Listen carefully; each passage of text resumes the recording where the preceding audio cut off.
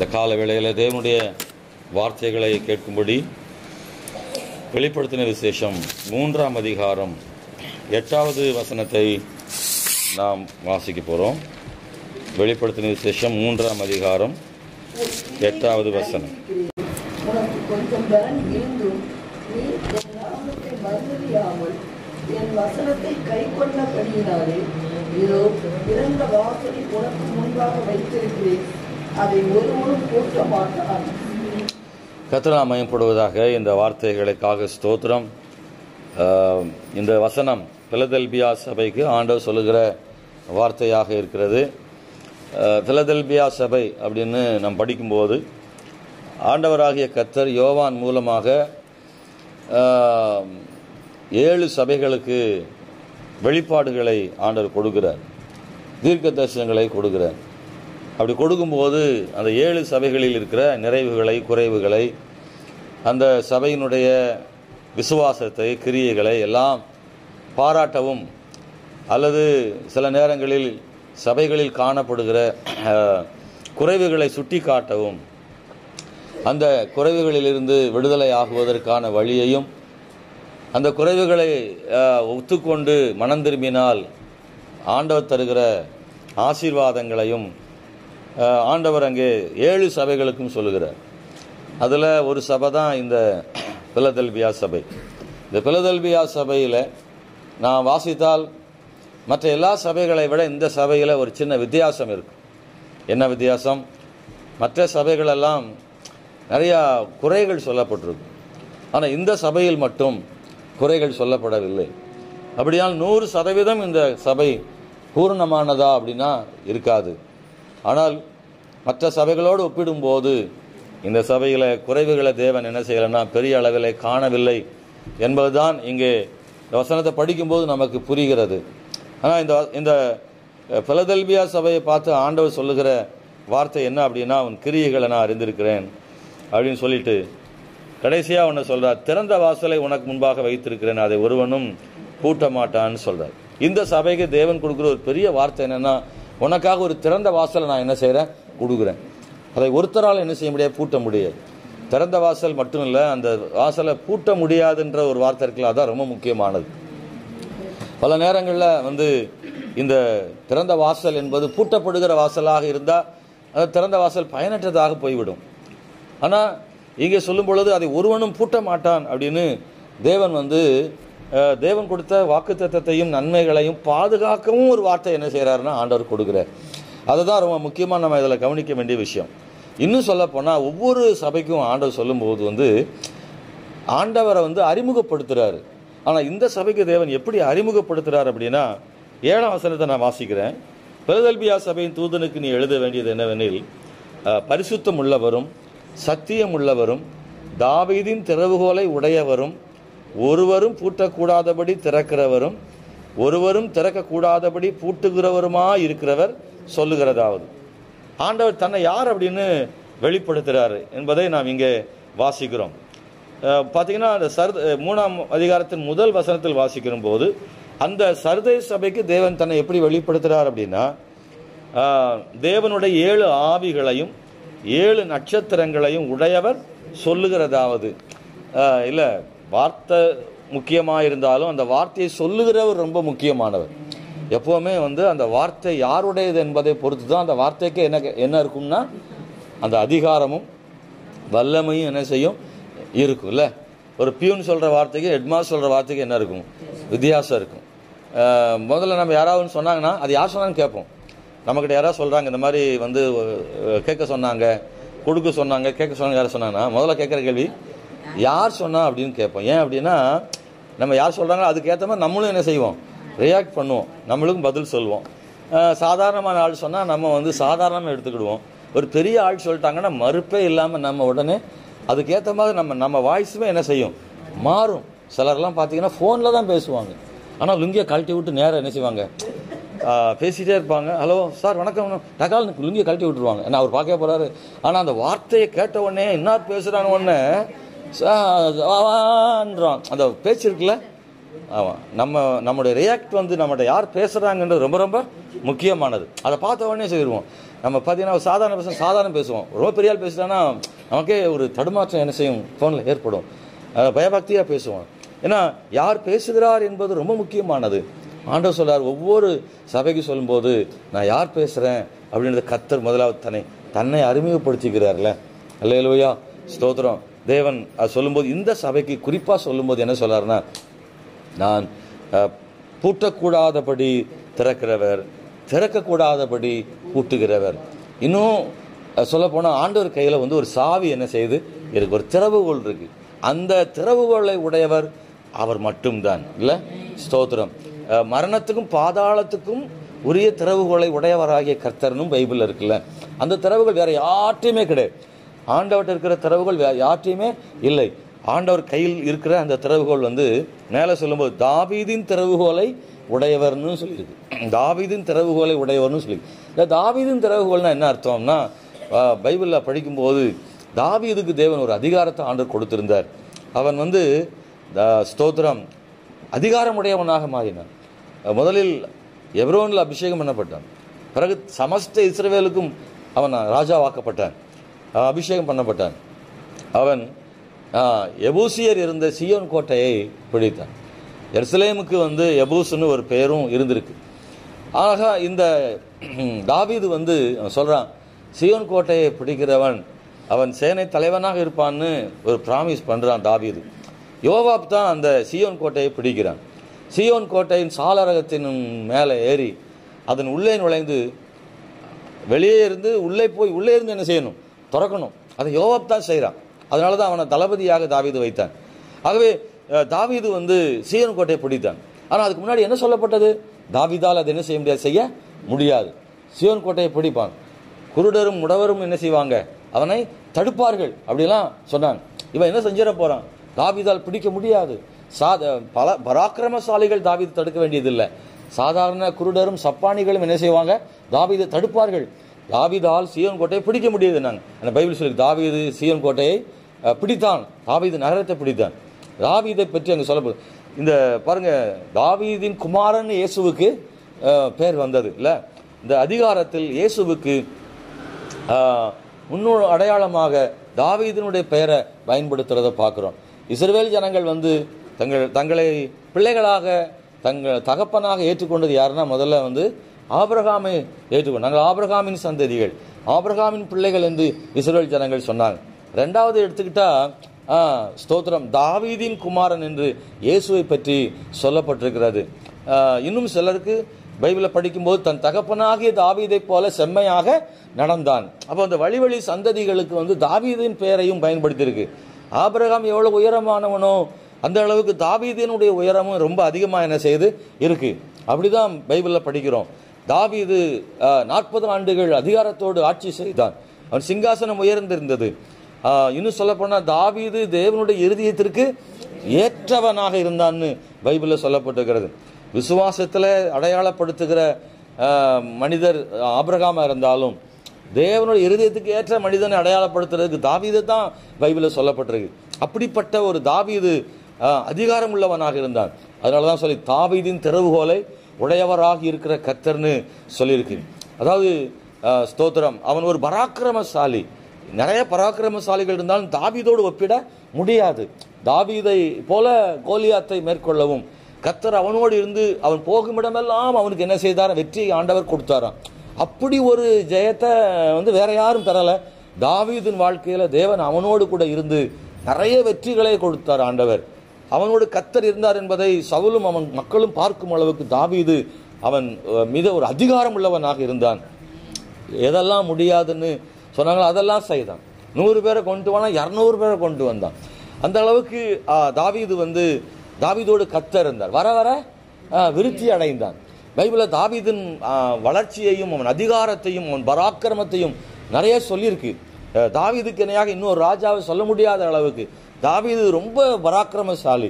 அதனால தான் தாவீதை இயேசுவுக்கு ஒப்பாக சொல்லும்போது தாவீதின் திறவுகோலை உடையவர்னு சொல்லப்பட்டிருக்கிறது இல்லை. சீயோன் கோட்டையின் கதவை திறப்பதற்கு தாவீது முடியாதுன்னு சொன்னாங்க, தாவீதால் முடிந்தது. இந்த தாவீதின் குமாரனாகிய இயேசு கிறிஸ்துவும் தாவீதின் திறவுகோலை உடையவராக இருக்கிறார். எதை திறக்க முடியாதுன்னு இந்த உலகம் சொல்லுதோ அதை தாவீதின் குமாரனாகிய இயேசு நமக்காக திறப்பார். அதான் செய்தி. அல்லேலூயா. இன்னைக்கு இந்த கால வேளையில தேவன் நமக்காக கதவுகளை திறக்கிறவர். அன்பானவர்களே, தேவன் திறக்க முடியாத கதவுகள் ஒன்றும் இல்லை என்றுதான் சொல்ல நான் விரும்புகிறேன். இன்னைக்கு இந்த கால வேளையில அன்பானவர்களே, இந்த குறிப்பிட்ட வசனத்தை மறந்து விடாதிருங்கள்.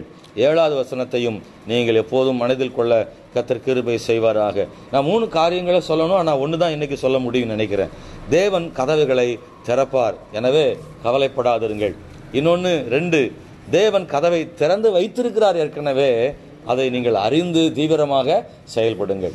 3, தேவன் கதவுகளையும் அடைக்கவும் என்ன செய்வார்? செய்கிறார். அல்லேலூயா. 1, தேவன் கதவுகளை திறப்பார், அதனால கவலைப்படாதீங்க, நிச்சயம் திறப்பார். 2, ஏற்கனவே திறந்து வச்சிருக்கார் சிலருக்கு, ஆனால் அவங்க என்ன செய்யலை, அதை பார்க்காம தேவன் திறந்தாரா என்பதை உணராமலும் இருக்கிறார்கள். தேவன் கதவை திறந்து வைத்திருக்கும் காலத்தில் நீங்கள் அதை உணர்ந்து தீவிரமாக செயல்படணும், விட்டுறக்கூடாது. ஏன்னா 3வது சொல்றேன், கர்த்தர் கதவுகளை என்ன செய்வார்? ஒரு நாள் அடைப்பார். அதனால வாய்ப்பை என்ன செய்யுங்க? பயன்படுத்தி கொள்ளுங்கள். ஹல்லேலூயா. முதல்ல நான் சொல்ல விரும்புவது, தேவன் கதவை என்ன செய்வார்னா திறப்பார். ஹல்லேலூயா. அதனால கவலைப்படாதிருங்கள். ஸ்தோத்திரம். தேவன் ஏன் கதவை திறக்கார் அப்படின்னா, கதவு யாருக்குன்னு என்ன செஞ்சிருக்கு? பூட்டியிருக்கு. யாருக்கு தேவன் கதவை திறப்பார்னா, யாருக்காக கதவுகள் பூட்டப்பட்டிருக்குதோ அவர்களுக்காக தேவன் கதவை என்ன செய்வார்? திறப்பார். யாருக்கெல்லாம் கதவு பூட்டப்படும் அப்படின்னா, எல்லாருடைய வாழ்க்கையில் சில நேரங்களில் கதவுகள் என்ன செய்யும்? பூட்டப்பட்டு இருக்கும். மனுஷனாக இருந்தால் நம்ம போகிற பாதையில் கதவுகள் பூட்டப்பட வாய்ப்புகள் என்ன செய்யுது? இருக்கிறது. ஆனால் எத்தனை கதவு பூட்டியிருந்தாலும் திறக்கிறவர்னு ஒருத்தர் இருந்தாருன்னா நமக்கு அதை பற்றி பிரச்சனை ஒன்றும் இல்லை. ஸ்தோத்திரம். அதான் ரொம்ப முக்கியமான ஒன்று. அல்லேலூயா. எத்தனை கதவுகள் வழியாக போகிறாலும் கையில் நம்ம சாவி மட்டும் இருந்துச்சுன்னா அதை பற்றி கவலைப்படவே மாட்டோம். கையில் சாவி இல்லைன்னா தான் நமக்கு என்ன செய்யணும்? பெரிய கஷ்டம் இல்லை. காலையில் வரும்போதே யோசிச்சு வந்துருப்போம், வாட்சி வந்து தூங்கியிருப்பாரோ முடிச்சிருப்பாரோ, கதவை திறக்க முடியுமோ முடியாதோன்ற கவலை இருக்கும்ல. நம்ம கையில் அந்த சாவி இருந்தால் என்ன செய்ய மாட்டோம்? அதெல்லாம் பற்றி யோசிக்க மாட்டோம்.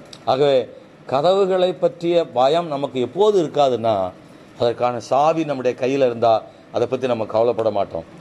நமக்கு கதவை திறப்பதற்கான சாவியும் இருக்குது, அந்த சாவியை உடையவரும் என்ன செய்கிறாரு? இருக்கிறார். இது ரொம்ப கூடுதலான விஷயம். ஏன்னா வெறும் சாவி மட்டும் நம்ம கையில் இருந்தால் சில நேரங்களில் நம்மளால் திறக்க முடியாது. ஆனால் அந்த சாவியை உடையவர் ஒருத்தர் இருக்கார்ல, அவர் இருந்தாருன்னா எந்த கதவையும் என்ன செய்வார்னா திறப்பார். சில நேரங்களில் நம்ம சாவி திறக்க மாட்டேங்கல, சில நேரம் போட்டு நம்ம எண்ணெயை ஊற்றுவோமா எதையாவது பண்ணுவோமான்னு சில பூட்டாது திறக்காது. இந்த சில சாவி போட்டு மழுங்கி போயிடும், அது திறக்க முடியாமல் சிரமப்படுவோம் இல்லை. ஆனால் ஒன்று, தாவீதின் திறவுகோலை உடையவர் நம்மோடு கூட இருந்தால் எந்த பூட்டுகளையும் திறப்பதற்கு அவர் ஆயத்தமாக இருக்கிறார். அல்லேலூயா. நான் சொல்ல விரும்புகிற முக்கியமான விஷயம் 3 காரியம் இதில் சொல்ல வருவேன். தேவன் கதவை திறப்பார் என்பதில் நான் 3 விஷயம் சொல்கிறேன். 1, 3மே பார்த்தீங்கன்னா சிறைச்சாலையில் தேவன் கதவை திறந்தது தான். ஆமேன். ஏன்னா சிறைச்சாலைன்னு மட்டும் நான் சொல்லாமல், அந்த சிறைச்சாலைகள் கதவை திறக்க வாய்ப்பில்லை அப்படின்ற இடத்துல தேவன் திறந்ததான் முக்கியம். நிறைய இடத்துல சிறைச்சாலை கதவை திறக்குது இல்லை, யார் திறப்பா? சிறைச்சாலையின் கதவை அந்த ஒருவேளை அதுக்குரிய பொறுப்பாளர், இந்த வார்டனோ அல்லது அந்த அதிகாரம் பெற்றவரோ வந்து அந்த கதவை வந்து திறப்பாங்க. எப்பன்னா அந்த உள்ளே இருக்கிறவர்களுக்கு அவங்களை வெளியே விடுதலை ஆக்கிறதுக்காகவோ அல்லது அவங்களை விசாரணைக்காக கொண்டு போகிறதுக்காகவோ அல்லது அவங்களுக்கு மற்ற எந்த வேலைகளுக்காகவோ ஏதோ ஒரு காரணத்திற்காக அவர்கள் திறப்பார்கள். ஆனால் அந்த கதவு மறுபடியும் என்ன செய்யும்? பூட்டப்படும். இது இயற்கையான ஒன்று. ஆனால் சில நேரங்களில் கதவே திறக்கப்படாத ஒரு சூழ்நிலையும் உண்டு. இப்போது கதவை திறப்பதற்கான வாய்ப்புகள் இல்லை அப்படின்னு சொல்ற இடத்துல ஆண்டவர் கதவை என்ன செய்தார்னா திறந்தார். இந்த பொறுப்பாளரும் இல்லாமல், பொறுப்பாளர் இடத்துல உள்ள சாவியும் இல்லாமல் தேவன் கதவை என்ன செஞ்சிருக்கிறார்னா தேவன் திறந்திருக்கிறார். அது ரொம்ப முக்கியமானது. குறிப்பாக கதவு திறக்கப்படும் என்ற நம்பிக்கை கதவுக்கு வெளியே இருப்பவர்களுக்கும் இல்லை, கதவில் உள்ளே இருப்பவர்களுக்கும் இல்லை. இந்த சூழ்நிலையில் கர்த்தர் கதவை திறந்தார். இதுதான் வித்தியாசம். நம்ம உடனே நினைச்சிடக்கூடாது இது என்ன பெரிய விஷயமா, சிறையின் கதவு திறக்கிறதுக்கு எத்தனையோ இடத்துல திறந்திருக்குல்ல அப்படின்னு நினைக்க வேண்டாம். ஆனால் இந்த நான் சொல்ல போகிற விஷயத்தில் தேவனாகி ஆண்டவர் கதவை திறந்ததை ஏன் அற்புதம் சொல்றோம்னா, அது ஏன் ஆண்டவரை பெருமை பாராட்டுறோம்னா, அந்த கதவை திறக்குமா அப்படின்னு நம்பிக்கையே இல்லை. அந்த கதவை திறக்கிற ஆட்களுக்கும் தெரியாது, கதவை திறக்கிற உள்ளே இருக்கிற மனுஷருக்கும் அந்த கதவு திறக்கும்னு நம்பிக்கையே இல்லை, நடக்க வாய்ப்பே இல்லை. இனி நமக்கு அவ்வளோதான், இந்த பூட்டப்பட்ட கதவு தான் நம்முடைய வாழ்க்கையில். இந்த கதவு வாசல்லே உட்கார்ந்துருக்க வேண்டியதுதான், கதவு திறக்கப்படாத வாய்ப்பே இல்லைன்னு நினச்சிட்டு இருக்கிற நேரத்தில் தேவன் கதவை திறக்கிறார்ல, அதை தான் அற்புதம்னு சொல்கிறேன். 1 யாத்திராகமம் புஸ்தகத்தில் 12ஆம் அதிகாரத்தில் 51ஆம் வசனத்தை படித்தால் நமக்கு அதில் ஒரு வசனத்தை நாம் படிக்க முடியும். யாத்திராகமம் 12 அன்றைய தினமே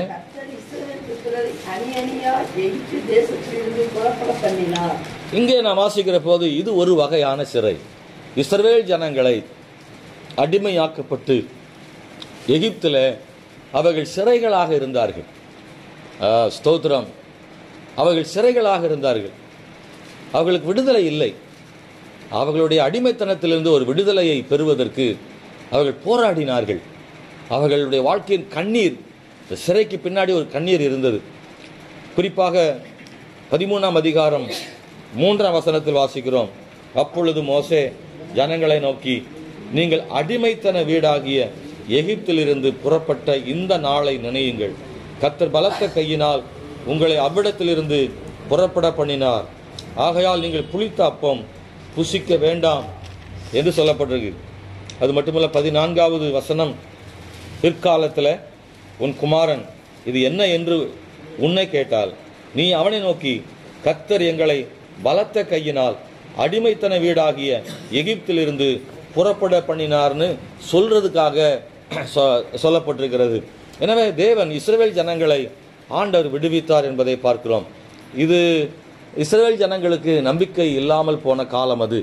ஏன்னா ரொம்ப வருஷம் ஆயிடுச்சுது, விடுதலை பெற வாய்ப்பே இல்லைன்ற மாதிரி ஆயிடுச்சுது. பார்வோன் கையிலிருந்து தப்புவிப்பதற்கு எந்தவித சூழ்நிலையும் இல்லை அப்படின்ற சூழ்நிலை, பார்க்கறதுக்கு நம்பிக்கையே இல்லாத ஒரு சூழ்நிலை.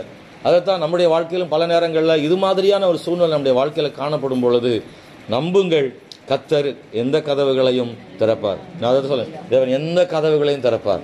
சொல்ல முடியுமா எல்லாரும் சேர்ந்து? தேவன் எந்த கதவுகளையும் திறப்பார். எகிப்தின் கதவுகளை திறந்து இஸ்ரவேலை விடுவிப்பார். ஆனால் நமக்கு தேவன் எந்த கதவுகளையும் திறக்க முடியும். அதுதான் நான் சொல்ல விரும்புகிறது. உண்மையிலே நாம் பைபிளில் எகிப்தில் இஸ்ரவேல் மக்களுடைய அடிமைத்தனங்களை பைபிளில் பல இடங்களில் வாசிக்கும் போது நமக்கு என்ன புரியுதுன்னா, பார்வோன் ரொம்ப கொடூரமானவனாகவும், அவன் ரொம்ப பிடிவாதம் உள்ளவனாகவும், அவன்கிட்ட ஒருபோதும் விடுதலை பெற வாய்ப்பே இல்லதா என்பதாகவும் நாம் படிக்க முடியும். நிறைய இடத்துல அவன் விடவே இல்லை. அவன் கையிலிருந்து தேவனிடத்திலே அவ்வளோ போராடுறான்னா மனுஷன்ட்ட எவ்வளோ போராடுவான் பார்வோன் பாருங்களேன். அப்படின்னா ஒரு சின்ன விஷயத்தில் ஒரு பிரச்சனைனா கூட கொஞ்சம் பயப்படுவாங்க. ஆனால் இவன் கண்ணுக்கு முன்னாடி எத்தனை அற்புதங்களை கண்டாலும் இன்னும் கல் நெஞ்சமாக இருக்கிறான்னா அப்போ எவ்வளவோ கடினமான நபர்.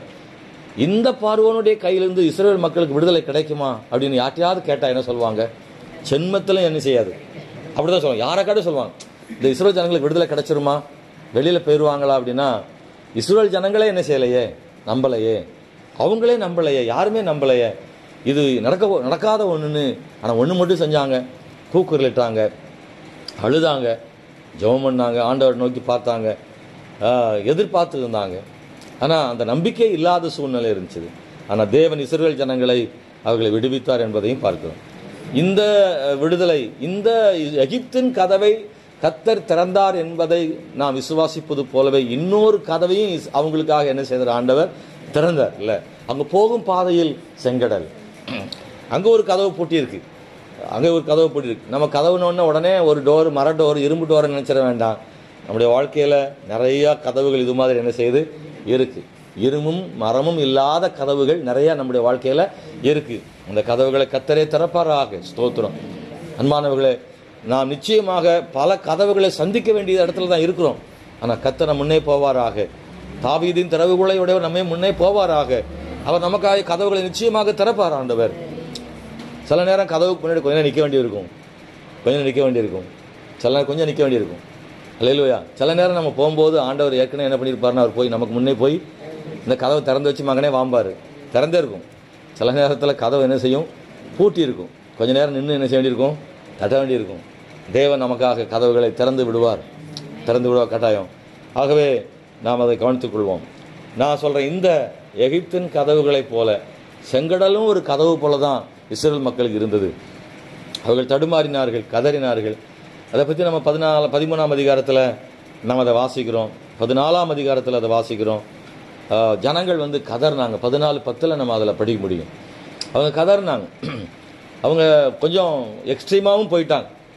ஆண்டவரை வந்து பேச வேண்டாத வார்த்தைகளையும் அவங்க பேசிட்டாங்க. மோசையை பற்றி அவங்க பேசின வார்த்தைகள் கொஞ்சம் அதிகம்தான். ஆனால் ஸ்டார்டிங்கில் தேவனை நோக்கி முறையிட்டாங்க, ஜெபம் பண்ணாங்கன்னு அதில் இருக்குது. இஸ்ரவேல் ஜனங்களுக்கு ஏன் அப்படின்னா, இந்த செங்கடல் பழக்கம்னு அவங்களுக்கு என்ன செய்யாது, தெரியாது. அதுதான் காரணம், வேறு ஒன்றுமே இல்லை. ஆண்டவர் வந்து எந்த கதவையும் திறப்பார் என்ற நம்பிக்கை இல்லாதது போது நாம் தேவனையே என்ன செய்கிறோம்னா தூஷிக்கிறோம். எப்போ ஆண்டவரை வந்து நம்ம குறைவாக நினைக்கிறோம், எப்போ ஆண்டவர் மேலே விசுவாசம் இல்லாமல் போகுது அப்படின்னா, தேவன் வந்து எந்த கதவையும் திறப்பார்ன்ற நம்பிக்கை இல்லை. நான் உங்களுக்கு சொல்கிறேன், எகிப்தின் கதவுகளை திறந்ததே நமக்கு ஒரு முன்னடையாளம் இருக்குல்ல, அந்த முன்னடையாளத்தை நம்ம எப்போது மனசில் வைத்து கொள்ள வேண்டும். எகிப்தின் கதவை திறந்த தேவனை, அவருடைய கிரியைகளை மனதில் வைத்திருந்தால் நமக்கு அடுத்தடுத்து வருகிற கதவுகளெல்லாம் திறப்பார நம்பிக்கை நமக்கு என்ன செய்யும், வரும் இல்லை. நம்ம வாழ்க்கையில் எப்போ அப்படிதான், எனக்கு தேவன் எனக்கு கடந்த காலத்தில் ஒரு கதவை திறந்தார் இல்லையா, அந்த கதவுடைய அந்த கதவு பெருசாகிற போது என் தேவனுக்கு திறப்பார்னு விசுவாசம் நமக்கு கட்டாயம் என்ன செய்யணும், வரணும். ஆனால் நான் இதை படிக்கும்போது நம்ம ஆச்சரியப்பட்டேன்னா, ஜனங்கள் வந்து இவ்வளோ தூரம் கர்த்தர் செய்தார்ல, ஆனால் உண்மையில் நமக்கெல்லாம் கூட அப்படிலாம் செய்ததா இல்லை ஆண்டவர். எப்படின்னா, கண்ணுக்கு முன்னாடி தண்ணி ரத்தமாக வர்றது, கண்ணுக்கு முன்னாடி பேன் மழை தவளையெல்லாம் வர்றது, இஸ்ரவேல் ஜனங்களுக்கு இல்லாமலும் அவங்களுக்கு மட்டும் நடக்கிறது. இங்கேருந்து எட்டி பார்த்தா எதிர்த்தாப்புல அடுத்த தெருவில் என்ன செய்யுது, கல்மழை பெய்யுது, இங்கே இல்லை. இது மாதிரி நிறைய அற்புதங்கள் நடக்குதுல. நம்ம அப்படி ஒரு அற்புதத்தில் என்ன செய்யலை, நம்ம பார்க்கல அப்படி. ஆனால் அதெல்லாம் பார்த்தாலும் கூட அவங்க வந்து கடந்த காலத்தையே அவங்க என்ன செய்யலை, எப்போதும் நினைச்சதே இல்லை. கடந்த காலங்களில் தேவன் செய்த நன்மைகளை இஸ்ரவேல் ஜனங்கள் எப்போதும் என்ன செய்யலை, நினைக்கல. அதனால தான் அவங்க அப்பப்போ விசுவாச குறைவுள்ளவங்களாக மாறினாங்க.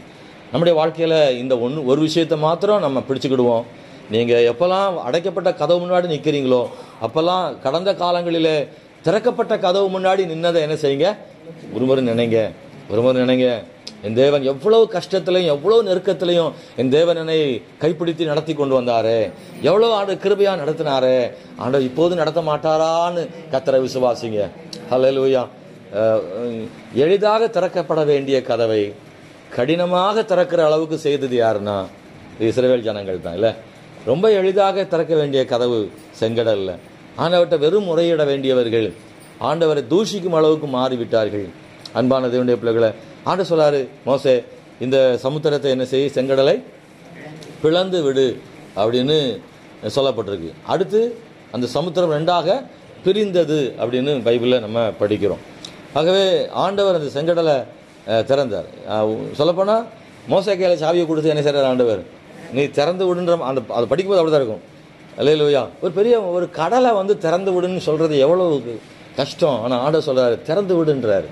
மோசையும் தன்னுடைய கையில் இருக்கிற கோலினாலே நீட்டின பொழுது செங்கடல் 2ஆக என்ன செய்யுது, விளக்கு. அது 2 பக்கமும் மதிலாக நிற்கிறது. இஸ்ரவேல் ஜனங்கள் கடந்து போகிறார்கள். தொடர்ந்து பார்வோனின் சேனையும் அங்கே வருகிறது. அவர்கள் அதில் மாண்டு போனார்கள் அப்படின்றத நாம் வாசிக்கிறோம். பெரிய விடுதலை கர்த்தர் கொடுத்தார். இன்று கண்ட எகிப்தின் இனி காண்பதில்லை இன்னும் கர்த்தர் சொல்றாரு. ஒரு பெரிய விடுதலை கர்த்தர் அவங்களுக்கு கொடுத்ததை வேதத்தில் வாசிக்கிறோம். தேவன் திறக்க முடியாத கதவுகள் இல்லை என்பதை உங்களுக்கு நான் சொல்ல விரும்புகிறேன். 2வது பவுலுடைய வாழ்க்கையில் ஒரு கதவு திறக்கப்பட்டது. நம்ம எல்லாருக்கும் தெரியும். பவுலுக்காக சீலாவுக்காக ஆண்டவர் அப்போஸ்தலர் 16ஆம் அதிகாரம் 27வது வசனத்தில் நாம் அதை படிக்க முடியும். அதில் ஆண்டவர் பவுலுக்காகவும் சீலாவுக்காகவும் தேவன் செய்த அற்புதத்தை எழுதப்பட்டிருக்கிறது. 27ஆம் வசனத்தை நானே வாசி.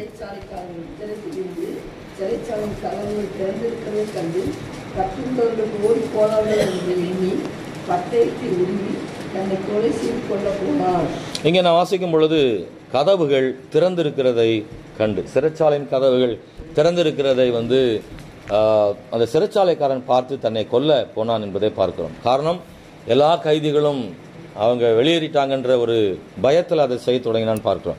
இந்த கதவுகளும் கூட நான் ஏற்கனவே சொன்னது போல் இந்த கதவு திறக்கும்ன்ற நம்பிக்கை கதவுக்கு வெளியில் இருக்கிறவங்களுக்கும் இல்லை, கதவுக்கு உள்ளே இருக்கிறவங்களுக்கும் இல்லை. அப்படிப்பட்ட நிலைமையில தான் இஸ்ரவேல் ஜனங்களும் இருந்தார்கள். பார்வோன் இவங்களை விடுவிப்போன்னு அவனே நினச்சி கூட பார்த்துருக்க மாட்டான். இல்லை, அவனுக்கே தெரியும் இந்த மக்களை விடுவிப்போன்னு அவனுக்கே தெரியாது. அவன் உறுதியாக நிற்கிறான். இஸ்ரவேல் மக்களுக்கும் விடுதலை கிடைக்கும் தெரியாது. அதே மாதிரி இங்கேயும் பவுலுக்கு சீலாவுக்கும் சிறையில் அடைக்கப்பட்டுக்கிறோம்.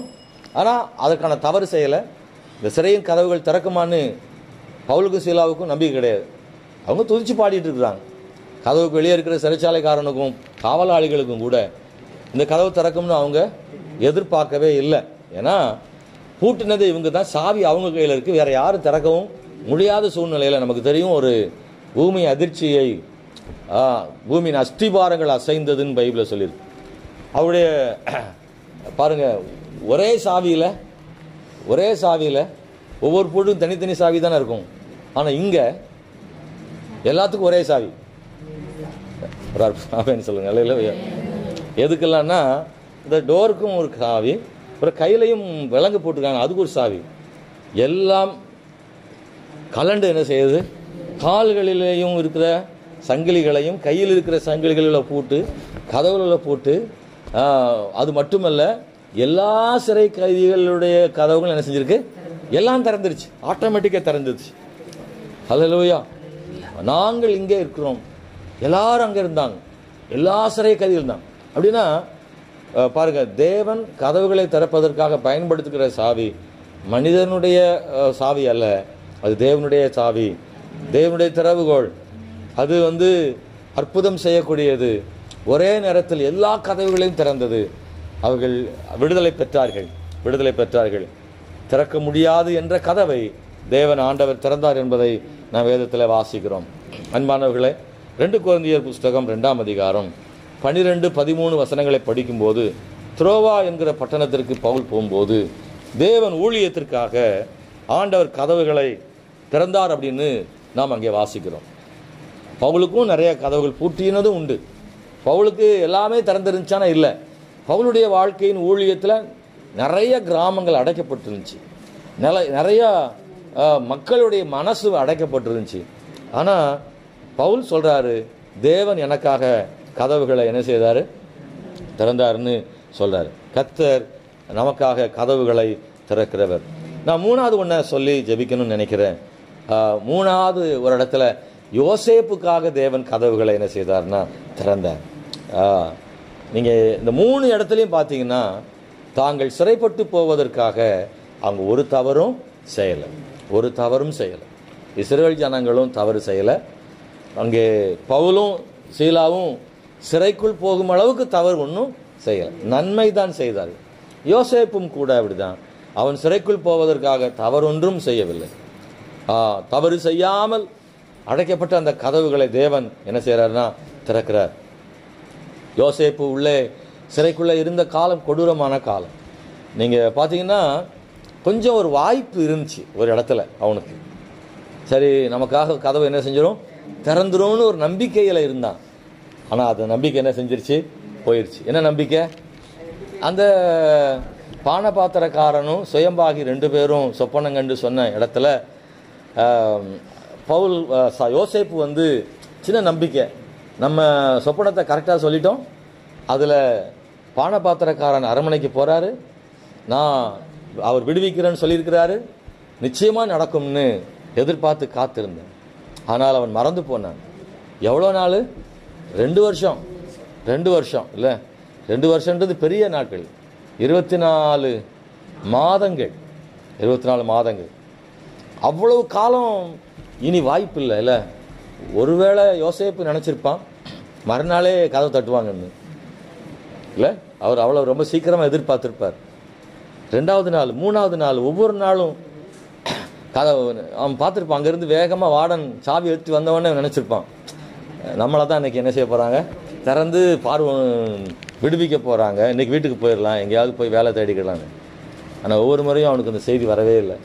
ஒருவேளை நான் நினைக்கிறேன் கேட்டிருப்பான், யாராவது எதுவும் சொன்னாங்களா, அந்த வார்டன்ட்ட கூட கேட்டிருப்பான், என்னை பற்றி யாரும் சொன்னாங்களா அப்படின்னு கூட கேட்டிருக்கலாம். நல்ல செய்தி அவனுக்கு கிடைக்கலங்க. 2 வருஷம் ஆயிடுச்சு.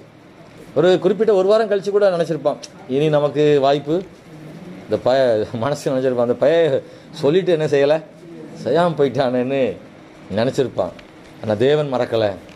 பானபாத்திரக்காரன் மறந்தாலும் தேவன் என்ன செய்யலை, மறக்கலை. இல்லை, ஏன் ஆண்டவர் வெயிட் பண்ணுறாரு கதவை திறக்கிறது? நான் ஏற்கனவே சொன்னேன், சில நேரம் கதவை நமக்காக திறந்து வச்சிருப்பார், சில நேரம் கதவை ஆண்டவர் வெயிட் பண்ணுவார், தட்ட வேண்டியது இருக்குன்னு சொன்னேன். கொஞ்சம் வெயிட் பண்ண வேண்டியது. ஏன் கர்த்தர் வெயிட் பண்ண வைக்கிறாருன்னா, நமக்கு தெரியும் எல்லாருக்குமே, கர்த்தர் வெயிட் பண்ண வைக்கிறாருன்னா நிச்சயமாக காரணம் என்ன செய்யும் இருக்கும்ல. தேவன் யோசேப்பின் வாழ்வில் உடனே கதவை திறக்காமல் இருந்தது நல்லது. நமக்கும் யோசேப் மாதிரி தான், மறுநாளே வாடனை கூப்பிட்டு கேட்டுக்கிட்டே இருப்போம், இன்னைக்கு திறக்காதா, நாளைக்கு திறக்காதா அப்படின்னு எதிர்பார்த்துருப்போம். ஆனால் தேவன் உடனே திறந்தால் கிடைக்கும் ஆசீர்வாதங்களை விட தாமதி திறக்கிற வாசல் தான், கதவு தான் பெரிய ஆசீர்வாதம். ஏன்னா நமக்கு தெரியும், யோசேப்பை அன்னைக்கே விடுதலை பண்ணியிருந்தா அவன் எங்கே போகிறானே அவனுக்கு என்ன செய்யாது தெரியாது. அதாவது உடனே நடக்கிற அந்த அற்புதத்தினால விடுதலை கிடைக்கும், ஆனால் புறப்படுகிற இடம் தெரியும், ஆனால் போகிற இடம் தெரியாது, எங்கே போகிறது தெரியும். ஆனால் கர்த்தர் அவராக தேவன் திறக்கும்போது, தாமதம் பண்ணாலும் கர்த்தர் சித்தத்தின்படி கதவு திறக்கும்போது, அந்த வாசல் திறக்கும்போது புறப்புற இடமும் தெரியும், நான் எங்கே போகிறேன்ற இடமும் தெரியும். அந்த யோசேப்பு அன்னைக்கு விடுவிக்கப்பட்டிருந்தா எங்கேயாவது போயிருப்பான். ஏன்னா ஏற்கனவே அடிமையாக இருந்தவன், இவனை எகிப்தியன் அல்ல, இவன் ஒரு இஸ்ரவேலன். அப்போ இவனை எல்லாருமே எப்படி பார்ப்பாங்கன்னு ஒரு அடிமையாகவோ சாதாரணமானவனாகவோ பார்த்துருப்பான். சிறையிலிருந்து விடுவிக்கப்பட்டாலும் அடிமையாகவே வாழ வேண்டிய யோசேப்பு இப்போது சிறையிலிருந்து விடுவிக்கப்பட்டு அரண்மனைக்கு போகும் அளவுக்கு அவனுக்கு தேவன் வழி நடத்தினார். நம்பிக்கையோடுங்கள், கர்த்தர் வார்த்தை பொய் சொல்லாதுங்க. ஹல்லேலூயா. நான் சொல்லுகிற வார்த்தையெல்லாம் யாரோ உலக மனிதர்கள் நம்மளை சும்மா ஊக்கப்படுத்துறதுக்காக சொல்லுவாங்களே, நிறைய பேர் சொல்லுவாங்க கவலைப்படாதுங்க, அந்த வார்த்தை கிடையாது. நான் சொல்றது கர்த்தருடைய வார்த்தை இல்லை. இந்த உலகத்தில் நிறைய மனுஷன் சொல்லுவாங்க, நீ ஏன் நீர் வெடிக்கிற, கவலைப்படாத, உனக்காக ஏதாவது நடக்கும், வைக்கும், நல்லது நடக்கும். இந்த உலக மக்கள் நெருங்கும் சொல்ல தான் செய்கிறாங்க. ஆனால் அதுவல்ல நான் சொல்கிற வார்த்தை. நீ காலை நான் நம்புகிற வார்த்தை, இந்த உலக மக்கள் சொல்லுகிற வார்த்தையில் நல்லது நடக்கும், அந்த வார்த்தை கிடையாது. தேவன் சொன்ன வார்த்தை என்பது அது விசுவாசமான வார்த்தை, அது உறுதியான வார்த்தை, அது ஒருபோதும் மாறாது, அது நடக்கும் கட்டாயம். Praise the Lord. யோசேப்பின் வாழ்வில் நடந்தது போல யோசேப்புக்காக சிறையின் கதவை தேவன் திறக்க கூடுமானால் நம்முடைய வாழ்க்கையிலும் கதவுகளை திறக்க தேவன் போதுமான தேவனாக இருக்கிறார் என்பதை மறந்து விடாதிருங்கள். ஹல்லேலூயா, ஸ்தோத்திரம். இந்த யோசேப்புக்காக கதவு திறந்த போது இவன் அநேகருக்காக கதவு திறக்கிறவனாக ஆண்டவர் அவனை மாற்றினார். ஹல்லேலூயா. தாமதிக்காமல் கதவு திறந்திருந்தால் இவனுக்காக மட்டும் கதவு திறந்திருக்கும். ஆனால் தேவனுடைய சித்தத்தின்படி கதவு திறந்ததினால் இவனுக்காக மட்டும் அல்ல, இவனும் பலருடைய வாழ்க்கையின் கதவுகளை திறக்கும் அளவுக்கு தேவன் அவனை மாற்றினார், அவனை உயர்த்தினார். அநேகருடைய கதவுகளை திறந்தான் இல்லையா? அநேகருடைய வாழ்க்கையில் உள்ள கதவுகளை திறந்தான். தன் குடும்பத்துக்கு மட்டுமல்ல, உலகங்களுக்கு, தேசங்களுக்கு அடைக்கப்பட்ட வாசல்களை அவன் திறந்தான் இல்லை? ஸ்தோத்திரம். கோதுமை மணிகளை அடக்கி வைத்திருந்த குடோன்களின் கதவுகளெல்லாம் திறந்து எல்லாருக்கும் என்ன செஞ்சான்? ஆகாரங்களை கொடுத்தான். ஜனங்கள் தேசமெங்கிலும் இருந்து உலகமெங்கிலிருந்து மக்கள் தானியங்களை வாங்கி செல்லும்படியாக தேவன் கிருபை செய்தார். தேவன் நல்லவர். ஆண்டவர் நிச்சயமாக கதவுகளை ஆண்டவர் திறப்பார். ஆண்டவர் பூட்டக்கூடாதபடி திறக்கிற தேவன் என்று வேதத்தில் வாசிக்கிறோம். ஜெபம் பண்ணுவோமாக. ஹல்லேலூயா. எல்லாரும் கர்த்தரை நோக்கி பார்ப்போம். இந்த காலையில் இந்த வசனத்தை நாம் எல்லாரும் பிடித்து கொள்வோம். அவன் இதோ உனக்கு முன்பாக திறந்த வாசலை வைத்திருக்கிறேன், ஒருவனும் அதை பூட்ட மாட்டான். ஹல்லேலூயா. நான் உங்களை அன்பாக கேட்டுக்கிறேன், இந்த வசனத்தை மறந்துடாதீங்க. இந்த வார்த்தையை உங்கள் வீட்டில் பார்க்குற மாதிரி வைங்க. ஏற்கனவே இந்த வசனம் வைக்கிறதுக்கு ஒரு ஃப்ரேம் ஒன்று கொடுத்துருந்தோம், அதெல்லாம் இருக்கும்னு நினைக்கிறேன். இந்த வசனத்தை இந்த ஃப்ரேமில் மாட்டி ஆமென் நீங்கள் பார்க்குற மாதிரி வைங்க. அங்கே போகும்போதும் வரும்போதும் அந்த வார்த்தையை ஒரு முறை சொல்லிவிடுங்க. எப்போல்லாம் அந்த வசனத்தை பார்க்குறீங்களோ அப்போல்லாம் வாய் திறந்து கூட சொல்லுங்கள். ஹல்லேலூயா. திறந்த வாசலை வைத்திருக்கிறேன், ஒருவனும் பூட்ட மாட்டான். ஹல்லேலூயா. அந்த வீட்டுக்குள்ளே நடக்கும்போது, நீ அந்த ஹால்லேருந்து கிச்சனுக்கு போகும்போது, கிச்சன் ஹாலுக்கு வரும்போது, ஹல்லேலூயா, நீங்கள் ஒரு வார்த்தை சொல்லுங்கள். ஆண்டவரே, இந்த வார்த்தையை நம்புகிறேன், இந்த வார்த்தையை நான் நம்புகிறேன் ஆண்டவரே. ஹல்லேலூயா. நீங்கள் எனக்கு செய்ய முடியும்ப்பா, எனக்கு செய்ய முடியும். திரும்பவும் சொல்லுகிறேன், கர்த்தர் கடந்த நாட்களில் கர்த்தர் நமக்காக திறந்த வாசலையும் நீங்கள் மறந்துடாதீங்க. தேவன் திறப்பார். யோசேப்பே, நீ மறந்து விடாதே, உனக்காக கதவுகள் திறக்கும். ஹல்லேலூயா. எப்பொழுதெல்லாம் கதவு பூட்டப்படுகிறதோ அப்பொழுதெல்லாம் கதவுகள் உனக்காக திறக்கப்படும்படி தாவீதின் திறவுகோலை உடையவர் உன்னோடு இருக்கிறார். அதான் நம்பிக்கையின் செய்தி, அதான் நம்பிக்கையின் செய்தி. தேவப்பிள்ளை, உங்களுக்காக கதவு பூட்டப்பட்டிருக்கின்ற செய்தி உங்களுக்கு கஷ்டமாக இருந்தாலும் இன்னொரு நற்செய்தி இருக்கு. ஆமென். தேவன் திறவுகளை உடையவராக உனக்காக நிற்கிறார் அப்படின்னா. ஓ ஹல்லேலூயா. நன்றி ஆண்டவரே, ஸ்தோத்திரம். நன்றி ஆண்டவரே, ஸ்தோத்திரம். தேவ ஆவியானவரே, ஸ்தோத்திரம். கர்த்தர் நல்லவர். சில நேரங்களில் தேவன் கதவுகளை திறப்பார், சில நேரங்களில் கர்த்தர் கதவுகளை உடைப்பார். ஹல்லேலூயா. Praise the Lord. ஸ்தோத்திரம். யோசேப்புக்காக கதவுகளை திறந்தார், பவுலுக்காக கதவுகளை உடைத்தார். ஹல்லேலூயா. எஸ், ஆமென். ஸ்தோத்திரம். அதுவாக தானாக திறக்கும்படி ஆண்டவர் செய்த அந்த பூமி அதிர்ச்சியில் எல்லாம் தானாக கலண்டு போனது. நிச்சயமாக இந்த பூட்டெல்லாம் ஒட்டஞ்சிருக்கும், தானாக உடைஞ்சிருக்கும், அந்த லாக்கெல்லாம் ஒட்டஞ்சிருக்கும். தேவன் உடைத்து கொண்டு வருவார். தேவன் எப்படியாகிலும் கதவை ஆண்டவர் திறப்பார். ஆமென். ஹல்லேலூயா. இயேசுவின் நாமத்தினாலே, இயேசுவின் நாமத்தினாலே ஸ்தோத்திரம். கர்த்தர் நல்லவர்.